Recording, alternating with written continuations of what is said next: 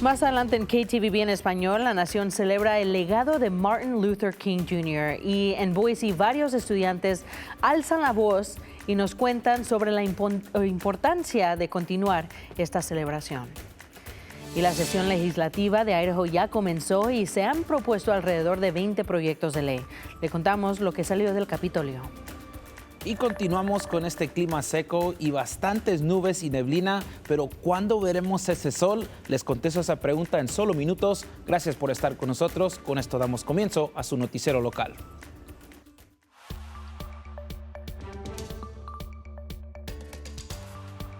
Muy buenas tardes, mi nombre es Brenda Rodríguez. Gracias por sintonizar su noticiero local, KTVB. Nos vamos directamente con la información.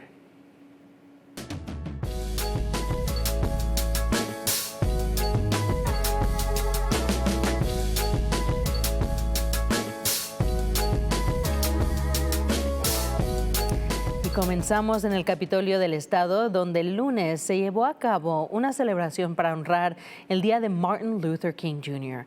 Y nuestra reportera Cristian López estuvo presente y habló con los participantes para entender el propósito de esta celebración específicamente este año.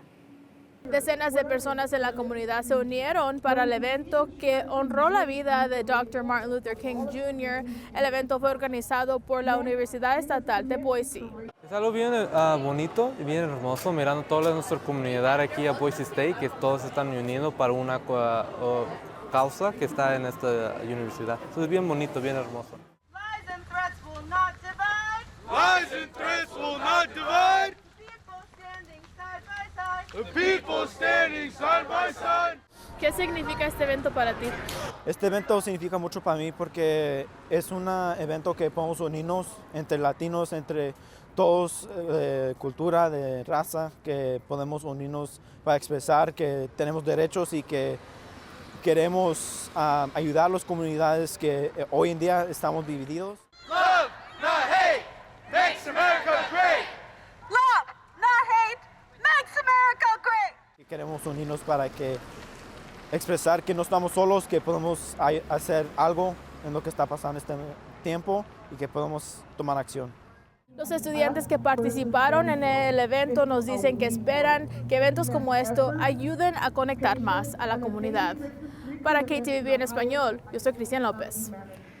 Gracias, Cristian. La alcaldesa de Boise, Lauren McLean, también celebró a Martin Luther King Jr. También el Día de los Derechos Humanos de Idaho. Ayer emitió una declaración honrando el legado de Dr. King. En ella expresó, y citó, en un momento en que la incertidumbre y la división pueden sentirse dominantes, el ejemplo del Dr. Martin Luther King Jr. sigue siendo urgente e instructivo incluso 60 años después.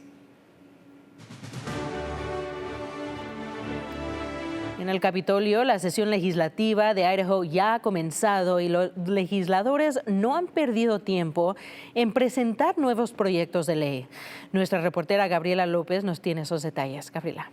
Así es, Brenda. En lo que va de esta sesión legislativa se han presentado 20 proyectos de ley.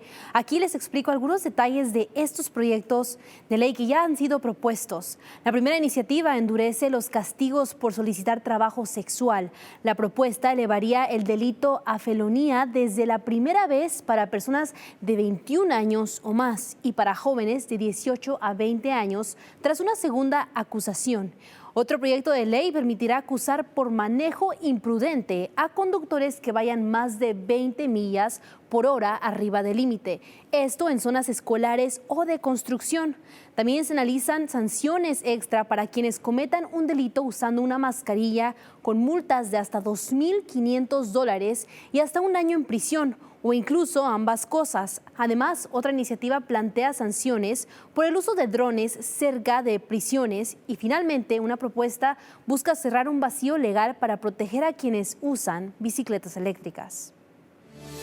Pero esto no es todo. Otros programas de ayuda también forman parte de esta conversación legislativa y varios legisladores demócratas están pidiendo formalmente a la Comisión Estatal de Impuestos que pause los pagos del nuevo programa de créditos fiscales conocido como Parental Choice.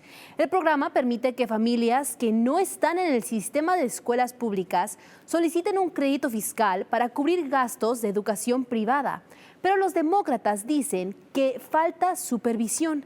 El senador James Rushton señala que otros estados como Arizona, Florida e Indiana han registrado fraude y abuso con programas similares.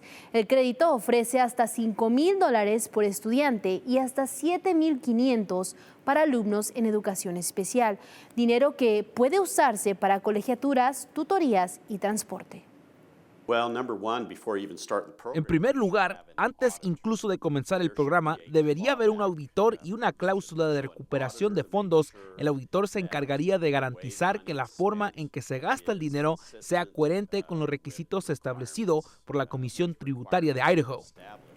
El liderazgo demócrata envió una carta a la emisión de impuestos pidiendo que se detenga el programa. Aunque las solicitudes se abrieron la semana pasada y ya miles de familias han aplicado, mientras tanto, una demanda presentada por defensores de la educación pública sigue en su curso y la Corte Suprema de Idaho escuchará argumentos este viernes. Pero por ahora el Estado puede continuar con el programa y nosotros informaremos por aquí en KTVB en español cuál será el futuro de este programa. Brenda. Vamos a ver qué pasa con este programa. Gracias, Gabriela.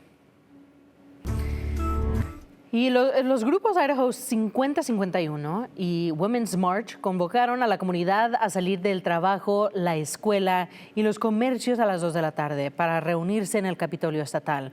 Varias organizaciones instalaron mesas informativas ofreciendo recursos sobre cómo involucrarse más, cómo resistir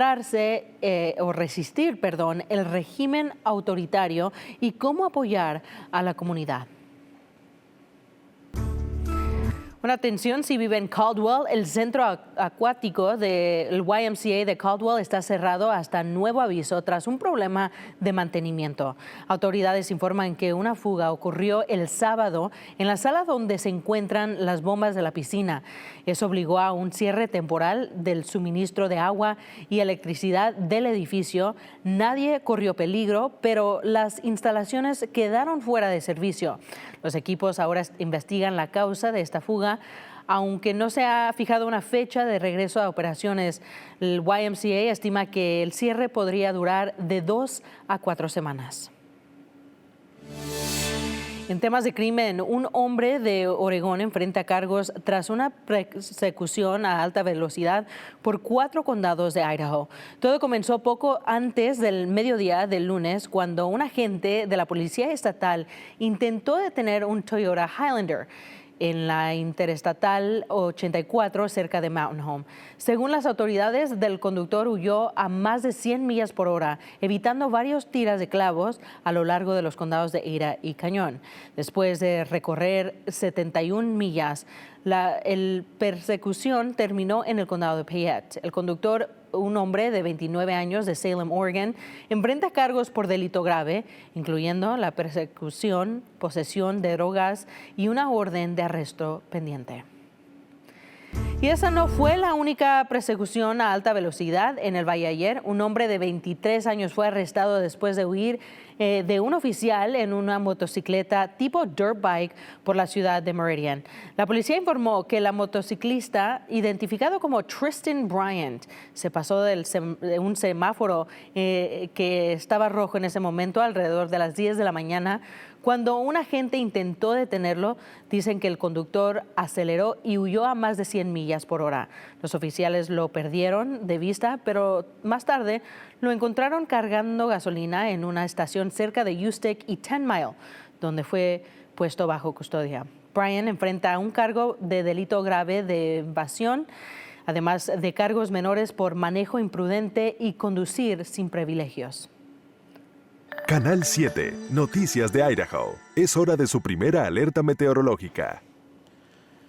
Ahora tenemos como 6 días que no hemos visto sol, es porque tenemos esas nubes bajas y también hemos visto bastante neblina en varios lugares aquí en el suroeste de Idaho. Ahora, si ve hacia el este, va a notar que vemos nieve en ciertos lugares como Montana y que continúa hacia Colorado, pero eso es porque el sistema que tenemos ahorita que nos está dominando es un sistema de alta presión que está mandando toda esta humedad hacia el norte y baja hacia el este, y por eso es que vamos a notar una diferencia en lo que estamos viendo aquí en el sentido del sistema que vamos a ver aquí en los próximos días, que continúa trayéndonos bastante de ese tipo de estancación aquí del aire, y eso vamos a ver que eso va a continuar aquí ya que pongamos este sistema en que se adelante un poquito más. Ahora, aquí vemos un poco de ese aire frío que viene desde el norte, y eso está viendo un montón de condiciones más heladas en lugares como Illinois, por Minneapolis, ahí por Minnesota, por Wisconsin, y también que continúa hacia Michigan, y ese sistema continúa trayendo bastante nieve a esa región, pero aquí en esta región no vamos a ver mucho cambio, ya que vamos a continuar con esta alta presión por lo menos hacia el jueves y el viernes, pero las temperaturas van a continuar heladas. No vamos a subir sobre el nivel de congelación aquí llegando al sábado y el domingo, ya que nos mantenemos en los bajos 30 aquí hacia el fin de semana, pero por esa razón es que vamos a ver que la inversión que hemos visto va a continuar a bajarse y va a empezar a debilitarse un poco, y vamos a esperar ver un poco más de ese sol ya que veamos el fin de semana, pero también va a dejar que el aire frío entre en nuestra región, y también tenemos una posibilidad de ver lluvia y posiblemente nieve por las temperaturas tan heladas que tenemos hacia el domingo, pero otro sistema de alta presión se empieza a incrementar para el lunes y el martes, y esperamos ver condiciones otra vez igual como lo que estamos viendo hoy. Gracias, Héctor. En noticias nacionales ahora, 10 personas resultaron heridas tras un choque múltiple que involucró a más de 100 vehículos y varios trailers en una autopista en Michigan. Esto pasó poco antes de las 10 y media de la mañana, cuando fuertes vientos y nieve intensa provocaron condiciones de visibilidad casi nula. La policía informó que hubo varios lesionados, pero no se reportaron muertes. La autopista permaneció cerrada en ambos sentidos. Y según fuentes, el FBI abrió una investigación sobre el agente de ICE que disparó contra Renee Gunn, pero luego cambió el enfoque. Y sin embargo, funcionarios han cambiado el enfoque y no se abrió una investigación penal contra ese agente. Ahora la investigación se centra en la conducta de Gunn y su viuda. La controversia ha provocado la renuncia de varios fiscales federales, y también incluyendo al menos de 6 de la oficina del fiscal de Minnesota, en protesta por cómo se ha manejado este caso. También en noticias internacionales, sigue aumentando el número de víctimas tras el trágico choque de trenes de España que ocurrió la medianoche el domingo. Autoridades informan que al menos 40 personas murieron cuando un tren de alta velocidad se descarriló y fue impactado por otro tren que circulaba en sentido contrario. Alrededor de 75 personas resultaron heridas. Equipos de emergencia trabajaron durante la noche para rescatar a las víctimas y evacuar a los pasajeros. Las causas del accidente aún se investigan.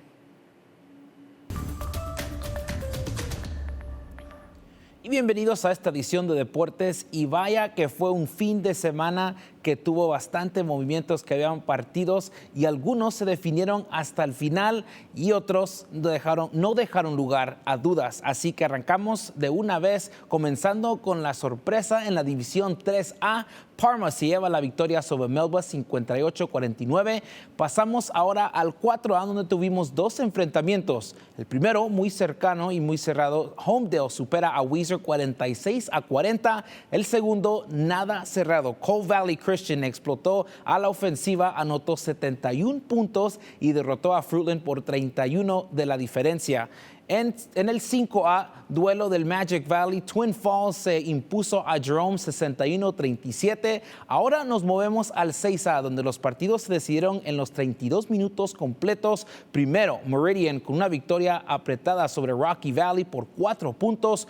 Luego, Kuna se llevó el triunfo 47-40 frente a Boise. Y cerramos con el partido para definir quién es el verdadero CHS. Y Centennial no dejó ninguna duda, dominando a Capital cerrado con una victoria por 31 puntos.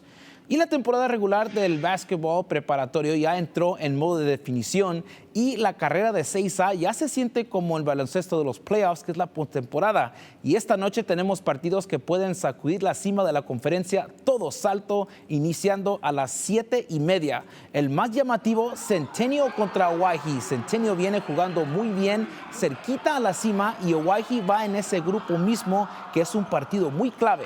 También Kuna, que está en lo más alto, se enfrenta a Capital, Kuna marcando el paso y Capital buscando dar la sorpresa. Y ojo con los que vienen detrás. Timberline, Meridian y Boise siguen metiendo en la pelea. Hay mucho en juego esta noche, ya que se siente como un adelanto del estatal.